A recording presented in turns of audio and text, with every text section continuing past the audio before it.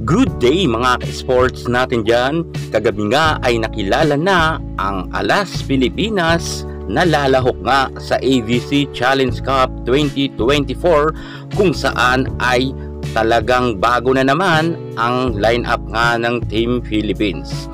Every conference sa international ay new talaga ang ating lineup. Kaya siguro iniisip ng taga-ibang bansa, sobrang daming mga players na magagaling pagdating sa Pinas, pero hindi po ganoon. Hanggang sa ngayon kasi ay hindi pa nakukuha ng Coach Di Brito natin ang tamang timpla kung sino ba talaga ang kanyang ipapadala para nga magkaroon ng medalya at hindi na tayo mabokya pagdating sa international. Alam naman kasi natin na sinusubok rin ni Coach Di Brito ang bawat manlalaro sa Pilipinas. At eto na nga, finally, meron na nga tayong full line-up at ating kikilalanin ang first 6 na sasalang agad sa AVZ Challenge Cup 2024. Pero bago ang lahat, subscribe ka muna. I-click ang ating notification bell para lagi kang updated sa lahat ng issues sa volleyball. Susunod na.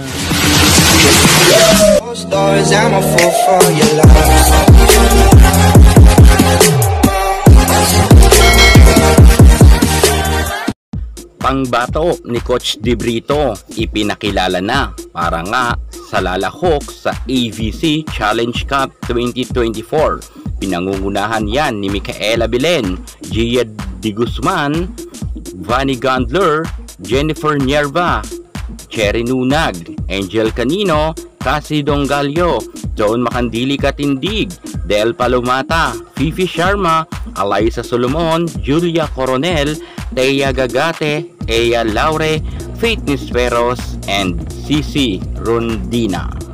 Ito na nga ang officially final lineup nga na napili ni Coach Sosa Di Brito. Malaki ang tiwala niya sa 16 players na ating ipapadala nga para sa Challenge Cup 2024.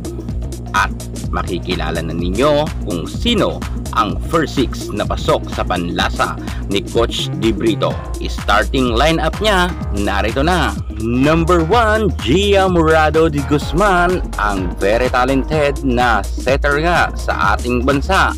Karapat dapat naman talaga na mapasama nga si Gia Amazing pagdating sa first 6 lineup sapagkat nga ang patunay na kanyang kagalingan ay hindi lang sa local maging sa international ay nagkaroon na siya ng appearance sa Japan at nag-champion nga sila sa Denso Eri Base ang kanyang team doon kung saan nga hindi na sayang ang bayad kay Gia para maging import nga sa Japan. At eto na nga, papatunayan muli ni Gia Morado na karapat dapat siya para sa Team Philippines natin at siya talaga ang aasahan nga na magmaniobra ni Coach Di Brito para makahataw ang kanyang mga spikers. Bagay na bagay naman talaga yan si Gia at tsak tayo hindi tayo bibiguin yan dahil astig naman talaga yan at magaling at matalino pagdating nga sa kanyang pag-set. Number 2 na makakatandem niya, walang iba kundi ang star player ng Choco Mucho former MVP outside spiker na si Cici Rondina. Pagdating naman sa kagalingan ni Rondina, wala na tayong masasabi dyan sapagkat sobrang astig nito sa loob ng court at marami na siyang napatunayan sa larangan ng volleyball. Hindi lang sa ating bansa, maging noon na sa Vietnam sila ay namayagpag nga ang Choco Mucho kung saan nga nagkaroon sila ng podium finish at nagkauwi nga sila ng bronze medal. Dahil yan sa pangunguna nga ni Cici Rondina sa kasama niya rin na magaling na setter na si Boss Dina Wong. Alam naman natin na si Rondina ay isa talaga sa mga nagdala nga noon sa Choco Mucho sa tugatog ng tagumpay kung kaya nga sa international nagkaroon nga sila ng medalya. At dito naman tayo sa magiging kasama ni Rondina, walang iba kundi ang rising superstar na si Vanny Gandler.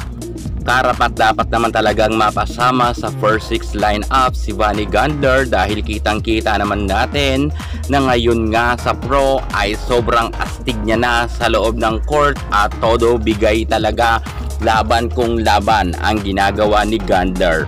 Walang bibita, walang magpapatalo. Napalabas nga ng Signal HD Spikers ang kagalingan nga na itinatago ni Vanny Gandler ng panahon niya sa UAAP na hindi niya nailabas. At ngayon nga kalakasan ni Vanny Gandler, karapat-dapat talagang magpamalas siya.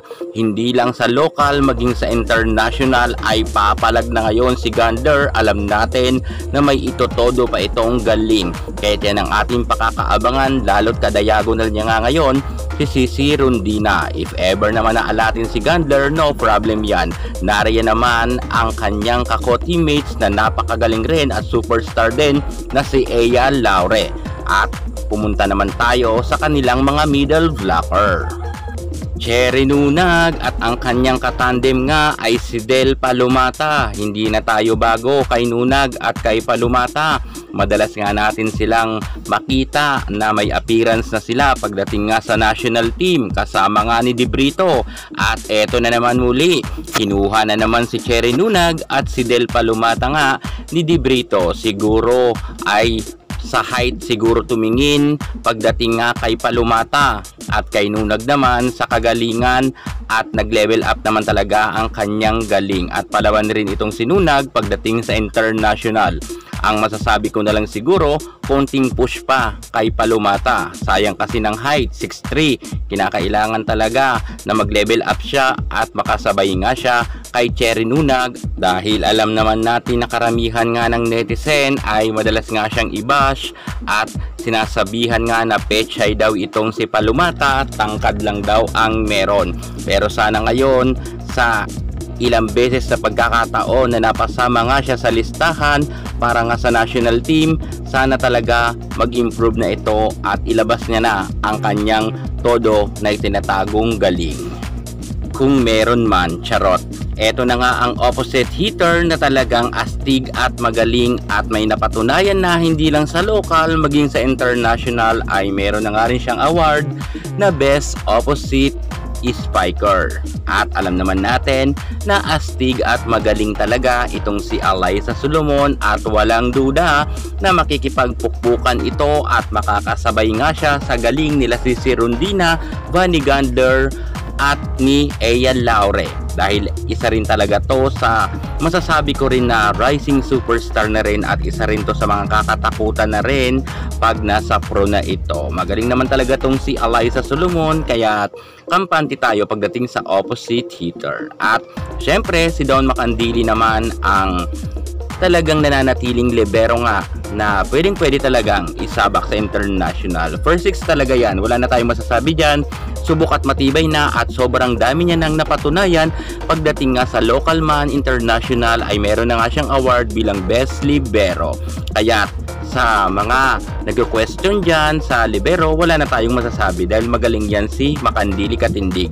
At pagdating naman sa ating head coach na si Dibrito, ayoko na lang po mag-comment. Baka hindi niyo magustuhan ang sasabihin ko, kaya't bahala na lang kayo humusga kung ano ang masasabi nyo kay Coach Sosa Dibrito. Basta ako, support na lang ako sa Team Philippines dahil nga bandila naman nila ang dinadala natin ng ating bansa at ang ating bayan. Kung makakauwi naman silang karangalan ay para naman yon sa atin lahat na mga kapwa Pinoy. At support na lang, wag na lang tayong magsabi ng negative comment man. Pero kung pipilitin nyo ko magsabi kay Dibrito, baka makapagsalita ako na hindi maganda. Charot lang. So yan na nga mga ka-sports natin dyan. Inyo nang nakilala ang ating first six lineup nga na sasabak agad yan sa ABC Challenge Cup 2024. Good luck na lang sa ating Team Philippines at support na lang tayo. Yan muna ang pinaka-latest natin sa mundo ng volleyball. Thank you so much. God bless.